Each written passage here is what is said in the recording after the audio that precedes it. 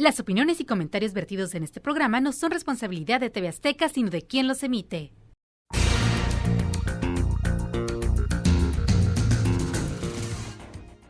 Derechos humanos, la tarea interminable. El desconocimiento y el menosprecio a los derechos humanos en todo el mundo han originado actos de violencia que resultan ofensivos para la conciencia de la humanidad. Con el objetivo de establecer derechos igualitarios, la Declaración Universal de los Derechos Humanos se ha convertido en una referencia clave en el debate ético-político actual. Por lo tanto, el lenguaje de los derechos se incorporó a la conciencia colectiva de muchas sociedades que, como la nuestra, bregan porque estos principios se mantengan inalterables y crezcan sus beneficios a una mayor cantidad de personas en todo el mundo. Para hablar de este tema de interés general, hemos invitado al responsable de esta área en Baja California, que nos pondrá al tanto sobre sus funciones y la del organismo que él representa. Buenas noches y bienvenidos a un nuevo programa donde pondremos sobre la mesa otro tema de interés general. El de hoy, evidentemente, aparte de ser un tema recurrente, cuando hablamos de los derechos humanos, es un tema que nos apasiona, es un tema del cual vivimos pendientes casi todos, o todos, mejor dicho, los que habitamos esta bendita tierra. Así que para eso invité a un experto. Yo no soy un experto en derechos humanos, solamente como a partir de mi comportamiento, pero ya hablar globalmente de derechos humanos, invité a un experto, que es ni más ni menos que el licenciado Miguel Mora. Buenas noches. Buenas noches, gusto saludarlo, don Pepe, un placer estar aquí en su programa. Presidente eres de la comisión, con todo este nombre largo que tienen, pero estamos agradeciéndote tu presencia y bueno, empezando con una pregunta básica: ¿cuál es la función primordial de la Comisión Estatal de los Derechos Humanos en Baja California? La Comisión Estatal de los Derechos Humanos de Baja California es una institución pública, autónoma, es decir, no somos parte de los gobiernos, es uno de los órganos constitucionalmente autónomos en el país o en cada una de las entidades federativas, como los institutos electorales, los institutos de transparencia, etc. Y nuestra función principal es promover, proteger, supervisar el cumplimiento de los derechos humanos y sobre todo el comportamiento de las autoridades en el Estado, es decir, las acciones, misiones que puedan llegar a ser las autoridades del Estado o de los municipios que transgreden la dignidad de las personas. Y para ello hacemos un ejercicio de investigación, de promoción de los derechos humanos y por supuesto de observancia y acompañamiento a las políticas públicas y las decisiones que toman cada uno de los gobiernos en la entidad. Esa es la razón de ser y es una institución que está cumpliendo 30 años justamente en este 2021 de su fundación. Parecieran muchos, pero también son pocos para el entendimiento de la construcción del Estado cuando, por ejemplo, la figura que nos reconoce, que es la del ombudsman, está establecida en Suecia desde los 1800. Entonces, esa es la Comisión Estatal de los Derechos Humanos de Baja California y pues es un trabajo complejo, transversal, que nos toca tocar prácticamente todos los temas públicos, de interés público y social de la entidad y de cada uno de los ayuntamientos. ¿Dónde están físicamente? ¿Dónde está la comisión? La oficina central donde está su servidor está en el Boulevard Insurgentes, en la ciudad de Tijuana. Sin embargo, hay una oficina de representación en cada uno de los ayuntamientos de la entidad, en el Valle de San Quintín, y representaciones también itinerantes. La capacidad instalada de la institución tiene sus grandes retos y en Rosarito y en San Felipe también tenemos módulos constantes semanales para poder atender a la ciudadanía. Los derechos humanos han sido violentados, en todas partes del mundo. Es un tema, tú dijiste bien, existe el ombudsman desde hace más de 100 años en otras partes del mundo. En México se ha ido consolidando, quizás de 40 años a la fecha. Si bien ustedes tienen 30, pero no creo que sea más de 40 años para atrás. Yo tengo ese tiempo en México. Y no se oía tan profusamente hablar de los derechos humanos. Afortunadamente esto ahora ha cambiado y ustedes están para controlar que las cosas funcionen mucho mejor.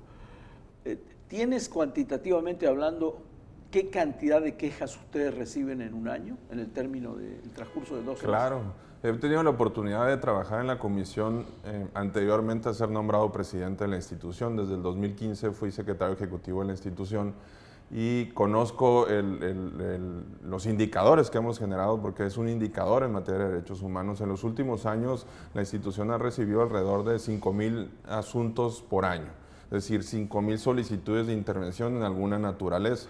Muchos de esos asuntos tienen que ver con una violación de derechos humanos per se y la competencia municipal y estatal, que es donde podremos conocer una investigación, es decir, la investigación se agota a través de distintas instancias, es integrar un expediente muy parecidos como los que hacen los ministerios públicos, sin embargo con distintos criterios de interpretación de los tratados en materia de derechos humanos, y la otra mitad de esos asuntos, es decir, alrededor del 50% de esos 5,000 asuntos en cada año, hablo de una información global, ¿no? En los últimos 5 o 6 años, puede variar en cada uno de estos ejercicios.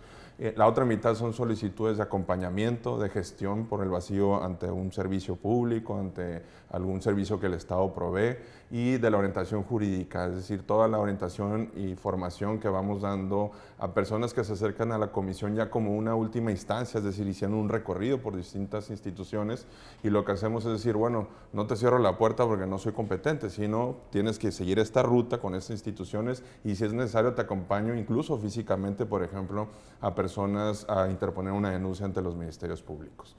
Ahora, en materia jurídica, Miguel, ¿experimentaron avances? ¿Cuáles son los avances que tú consideres desde adentro? Desde afuera es muy difícil, sobre todo porque las difusiones a veces se tergiversan, o la interpretación de las difusiones se tergiversan, y hay distintas interpretaciones. Pero desde adentro, tú que estás realmente en la casa, ¿qué viste que se fue arreglando de a poco, o para dónde marcha? Yo creo que la consolidación de un sistema nacional de derechos humanos, es decir, que conformamos cada una de las entidades federativas y la Comisión Nacional de los Derechos Humanos. Ahora también hay que ser autocríticos. La institución tiene grandes retos, y recuperar justamente muchas de las causas que le dieron origen al sistema de derechos humanos. Dice la doctora Sara Sefcovic que sobre todo a partir de los 60, 70, que fue cuando se fue impulsando más la construcción de estos contrapesos, de estas instituciones de control para generar un equilibrio entre las decisiones de los gobiernos y la ciudadanía, ¿no? Esta interlocución.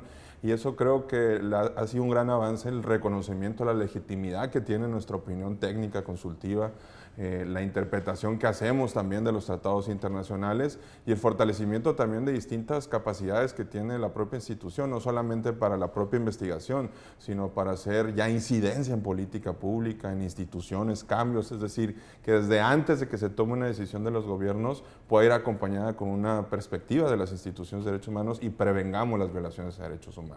También la reforma constitucional en materia de derechos humanos de 2011, que este año está cumpliendo 10 años, es un logro para los organismos públicos autónomos de derechos humanos, porque nos da un poco más de facultades, un poco más de dientes ante estas críticas, en el sentido que las recomendaciones no son vinculatorias, solamente son una especie de llamados de atención. Serían, desde mi punto de vista, uno de los grandes retos, avances, y también algunos de los retos, que es quitar este estigma en torno a la defensa de los derechos humanos, recuperar estas causas, estar mucho más cercanos a la ciudadanía, no detrás de un escritorio, y sobre todo en el cumplimiento de las recomendaciones que emitimos. Yo creo que la gente, en términos generales, necesita orientación en este sentido. No saben bien todavía, porque he platicado con algunas personas que no saben bien hasta dónde tengo que hacer respetar mis derechos humanos.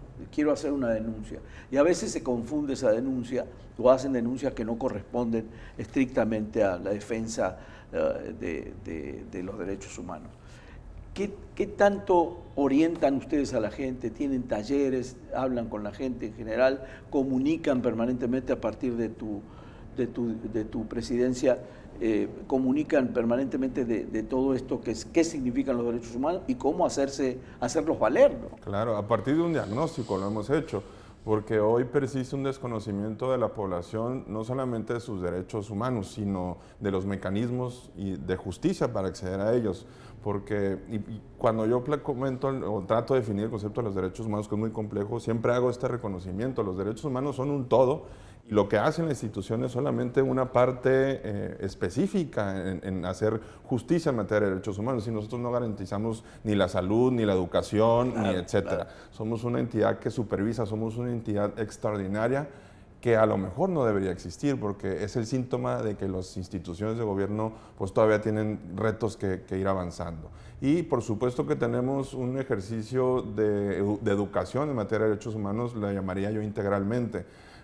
A partir de mi llegada a la institución hemos establecido una estrategia de acercamiento comunitario justamente para sacar a los visitadores de la institución, del edificio en la institución y acercarse a comunidades en donde nunca hemos llegado, no solamente para conocer de violaciones a derechos humanos, sino para llevar el mensaje y la certeza de qué sí hace la institución, dónde podemos intervenir, en dónde no podemos intervenir y dónde deben ir a otras instancias, y que esto también no solo lo hacemos a través de la capacitación constante. Tenemos programas para la prevención del abuso sexual, tenemos programas de educación en materia para niños y adolescentes y distintas acciones que estamos realizando también principalmente con los servidores públicos, porque hoy persiste también no solamente en la ciudadanía, sino el servicio público aún un desconocimiento de que los derechos humanos no son un llamado de su servidor o de la institución, es un mandato constitucional a partir del 2011 reconocido en el primer artículo de la Constitución y que todos quienes estamos en el servicio público debemos cumplir.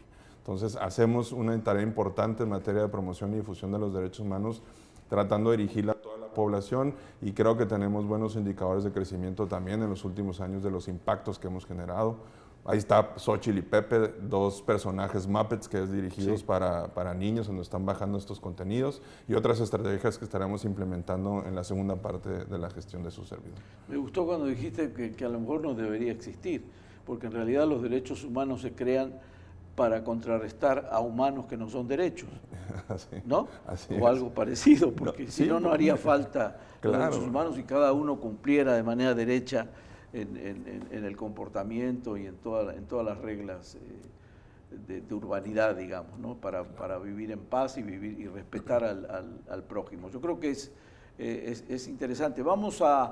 Me está llamando un corte, vamos a ir a un corte para la segunda parte. Hasta ahora me deja claro cómo es, y esta ampliación que me das de la información que tienen, además de otros, dentro de los derechos humanos, otros tipos de proyectos o de directrices que hacen para acercarse a la gente. Me gustó mucho también lo de no escritorio, sino salir a hablar con la gente. Así es. Me parece que es fundamental, porque el derecho humano se debe sentir, ¿no? Debes estar con la gente. Hay que conocer la realidad. Hay que conocer la realidad. Si no, no puedes hacer un ejercicio de conciencia y trabajar en consecuencia de esa realidad, ¿no? Más de lo que uno se imagina de que puede estar pasando. Así es. Permíteme un momentito y a usted le pido un segundito, no se me vaya, por favor, que seguimos en este tema de los derechos humanos.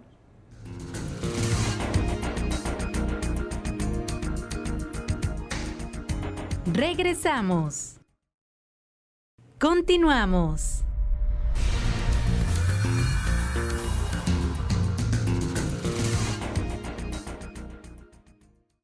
Gracias por continuar con nosotros en esta entrevista que tenemos hoy con el presidente de la Comisión Estatal de los Derechos Humanos de Baja California, el licenciado Miguel Mora. Estábamos, cuando llamé a corte, estábamos en todo lo que puede actuar la comisión. Ahora me quedó en el tintero qué es lo que dónde no pueden actuar, o dónde tienen sus limitantes para actuar. La ley es muy clara en ese sentido. Por ejemplo, no podemos intervenir en asuntos electorales. Para eso el Estado ha construido instituciones. Tenemos una institución electoral administrativa, una incluso penal con la Fiscalía Especializada en Materia de Delitos Electorales y un tribunal electoral. No podemos intervenir tampoco en asuntos que estén en manos de un juez o una jueza, es decir, que estén en un asunto jurisdiccional. Y ahí, si me permite, don Pepe, hacer una precisión, porque uno de los estigmas que tenemos las instituciones de derechos humanos o el concepto es que se defienden a los malos, a los indefendibles. Esta famosa frase, defensores delincuentes, pues la comisión no puede ni meter a sacar nadie de la cárcel. Es el juez con los elementos del proceso penal que va a determinar si se cumplieron con las garantías del señalado, del imputado, y que eso le permita tomar ciertas decisiones. Por eso cuando un asunto esté en manos de un juez, en un asunto jurisdiccional, la comisión no puede intervenir. Ya después vendrá otro proceso, el amparo, incluso una ruta internacional en materia de derechos humanos, pero eso es una precisión importante. Es una excelente aclaración, porque no es la primera vez que a mí me toca leer. Todo iba bien para atrapar a este sátrapa hasta que intervino Derechos Humanos. Entonces te daba la impresión de que Derechos Humanos había puesto el palito en la rueda en lugar de de que las cosas funcionan. Va a ser es el principio de los derechos esa humanos. Esa es muy buena, muy buena. Así es. Y la otra sería no podemos conocer de asuntos particulares entre dos personas. Es decir, si alguien comete un delito contra otra persona, pues habrá que poner su denuncia, se tendrá que investigar y ya los poderes judiciales van a determinar la resolución. Entonces no podemos atender asuntos entre dos personas, por eso la razón de ser la institución es exclusivamente para investigar a las autoridades locales y estatales. Qué bueno que me pregunta eso porque también son preguntas que son recurrentes en comunidad, ¿no? Sí, claro. Ahora, yo tengo una pregunta que me hicieron cuando sabías que te tenía aquí de invitado. ¿Ustedes no cambian con el gobierno o cambian cambian los gobiernos y ustedes también cambian? No, como órgano constitucionalmente autónomo tenemos nuestra propia ley que establece nuestros periodos. Podría coincidir, dependiendo de los tiempos electorales, que alguna comisión cambie en los mismos tiempos o en el mismo año ejercicio fiscal. Pero no fiscal. Necesariamente. No, mi nombramiento es por 4 años, que se establece a partir de la toma de protesta. En este caso, tomé protesta el 19 de septiembre del 2019 y saldré el 19 de septiembre, del 2000, ya me quiero robar un día más en la gestión, del día 23, independientemente de lo que suceda en cada uno de los procesos electorales.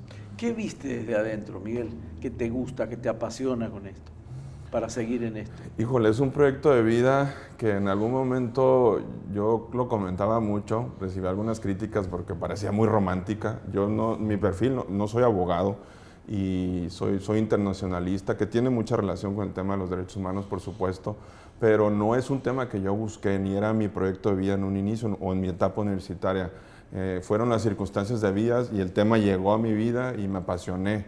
El primer tema que trabajamos o que trabajé en su momento fue toda la prevención del abuso sexual infantil y de la trata de las personas. Entonces, esta sed de justicia todavía hasta la fecha, que sigo viendo expedientes que me revuelven el estómago. Entonces, independientemente de qué situación de vida tenga un defensor de derechos humanos en particular, hay quienes han sufrido de estas violencias personalmente, sus familias, y eso los motiva a ser activistas, defensores de derechos humanos. No es mi caso, sin embargo, ha sido una ruta y un proceso que creo yo naturalmente estaba tratando de construir este proyecto de vida, y es lo que me enamoró. Es una pasión que te permite, sí, ver mucho dolor, ser consciente con la realidad y tratar de incidir en la justicia, pero también ver logros y tratar de apoyar a la ciudadanía, a las personas en todo un recorrido que a veces es una calvaria, pasando por las instituciones y que lleguen a la institución. Es un tema muy bonito, es un tema que te permite también ir haciendo un ejercicio de introspección. Yo siempre lo he dicho, yo no me puedo parar en un espacio a hablar 1 hora de derechos humanos si voy a casa y entonces llego y agarro a golpes a mis hijos, y sigo con los estereotipos de género y tengo ciertos ejercicios que no van con la cultura de la legalidad. Es un ejercicio de introspección y así lo entendemos en la institución, no solamente su servidor, porque es un equipo de trabajo, todas las personas quienes están ahí, y lo vemos como un proyecto de vida, como una forma de vida, y eso es lo bonito, que no solamente tenemos la oportunidad de impactar en la vida de personas, sino que al final se establece como una ruta de vida para cada uno de los que trabajamos. Quizás el no haber sido tú una de las víctimas te da un aval de objetividad. Yo creo que yo creo en eso, creo en la objetividad en ese sentido. Es decir, cuando tú fuiste víctima, a lo mejor el mismo sufrimiento que pasaste o algo te subjetiviza el asunto, y a lo mejor hablar objetivamente es como en tu caso, que ves las cosas desde otro prisma, ¿no? Y el privilegio que tuve, dado que no tenía la licenciatura en Derecho, mis trabajos, mis actividades dentro de la defensa de los derechos humanos siempre han sido encaminadas, y hasta este momento lo siguen siendo. Hoy tengo una responsabilidad mayor, pero acompañar a los organismos de la sociedad civil, a los activistas, a los defensores de derechos humanos, desde el inicio ha sido una de las actividades que más he realizado. Poder ver estos movimientos de personas desaparecidas, de víctimas, de personas que trabajan contra la trata de personas, y eso es un ejercicio muy bonito que te hace comprender ese dolor y entender también que las personas que han sido víctimas, sus familias, quienes están ahí por esta necesidad, por este dolor, tienen todo el derecho de exigir, de gritar, de subir el tono de voz y de ser cada vez más exigentes en la forma en cómo se accede a la justicia, porque si nos pasa esa situación de vida a cada uno de nosotros, yo haría lo mismo. Entonces, creo que es una de las grandes enseñanzas que hoy me deja la defensa de los derechos humanos, porque entendemos también el conocimiento y la educación como un proceso inacabado, y cada día que pasamos en la institución nos enseña algo alguien, un niño, una niña en comunidad, un activista en el campo, etcétera, ¿no? Sí, uno ve cuando la gente que fue víctima de algún abuso, en ese sentido, cómo traen esa paciencia, persistencia, tenacidad, con un cartelito, meses, años, la familia toda alrededor pidiendo justicia, y uno ahí se da cuenta todo el poder que tiene el ser humano cuando es lastimado en carne propia, cuando sufre un problema de ese tipo, ¿no? Miguel, ¿con qué celeridad atienden ustedes los casos, siendo objetivos y tratando de ver esto como ahora sí que desde el punto de vista de tiempo, ¿no? Es cambiante, dependiendo cada situación, pero sí hay estimados. Hoy estamos haciendo un esfuerzo, y sí tengo que reconocerlo por el equipo que trabaja detrás de esto en la comisión, es que en este año hemos concluido, en lo que va de este 2021, hemos concluido el 40% de los asuntos en general de la institución, que algunos tenían rezagos desde el 2011, 2012, 2013. Y eso es importante destacarlo. Y naturalmente podrá haber una situación, una violación de derechos humanos que nos demande tiempo de investigación, incluso años de investigación. Pero alrededor del 30% de los asuntos se resuelven sin siquiera terminar de integrar el expediente, ya sea porque hicimos una gestión, hicimos la interlocución, se hizo una conciliación con la autoridad y lo vamos resolviendo en el día. Depende de cada circunstancia, hay hechos ya dados, hechos antiguos que llegan a la institución, aunque la ley establece un año para presentar una queja por violación de derechos humanos. Si es un asunto de tortura, de lesa humanidad, una violación grave, podemos aperturar esos expedientes. Pero, por ejemplo, estamos emitiendo este año, las recomendaciones que emitimos, algunos expedientes databan ya de hace 4 o 5 años. Sin embargo, un asunto que recuerdo mucho que fue prioritario para la institución, un caso de una detención arbitraria, que estaban todos los elementos dados, era obvia la violación de derechos humanos, los peritajes salieron rápido y el asunto se resolvió en 6 meses y emitimos la recomendación correspondiente. ¿Y ustedes dan partes diarios a la comunidad o partes mensuales o...? ¿Cómo se entera la comunidad de los avances? Bueno, tenemos por responsabilidad un informe trimestral que publicar con los programas operativos. Publicamos un informe anual de actividades que por ley lo tenemos que notificar en enero de cada ejercicio fiscal ante el Congreso. Incluso el Congreso nos debe citar a comparecer para informar a la población, pero todos los días estamos informando de las acciones que tenemos, diplomados, cursos, y si hay de interés público información que hay que promover, lamentables hechos, por ejemplo, que pasaron en el caso de la dentista en la ciudad de Tijuana, aperturamos un expediente de oficio para conocer cuál había sido el acompañamiento de la institución, inmediatamente informamos a la comunidad. Entonces, es muy cambiante, es muy intensa la defensa de los derechos humanos, pero procuramos constantemente todos los días informar a la población cuáles son las estrategias que estamos haciendo y qué asuntos estamos conociendo. Muy bien, Miguel, tú sabes que los tiempos de televisión son tiranos, pero me gustaría que me dejes un mensaje en general para la gente. Entender a la defensa de los derechos humanos, al concepto de los derechos humanos como un todo primero, es decir, a veces nos gusta hablar de los derechos, pero no cumplimos con nuestros deberes ciudadanos y aunque no son unos dependientes de otros, es decir, por simple hecho de ser personas los tenemos, sí tenemos una responsabilidad, porque hoy creo que estas violencias que estamos viendo, más allá de que emanen de una organización criminal o de estas omisiones del Estado, la vemos entre iguales, la vemos en un sistema cultural que necesitamos fortalecer a través de valores y conductas, y eso solo se hace a través de la intervención comunitaria. Y finalmente, pues invitar a la población, a la comunidad, que cuando presuman que fue violado un derechos humanos, tenga certeza o no, vayan por una orientación, si hay elementos, aperturar su expediente de queja y que se acerquen a la institución, una institución que es patrimonio del Estado de Baja California, de los ciudadanos, y que siempre estaremos atentos para recibir con seriedad y responsabilidad. Muchísimas gracias. Te voy a dejar un libro que regalamos a todas nuestros visitantes. No es el de los dones, pero es otro libro interesante. Ese ya no lo sabemos casi de memoria. Muchas gracias, Miguel. Y bueno, me encanta la tarea que hace. Además, la forma de comunicarlo creo que a la gente le quedó muy claro. Muchas gracias por la invitación. Estamos a la hora. Gracias. Y a usted, buenas noches y nos vemos la próxima semana con otro tema de interés. Muchas gracias.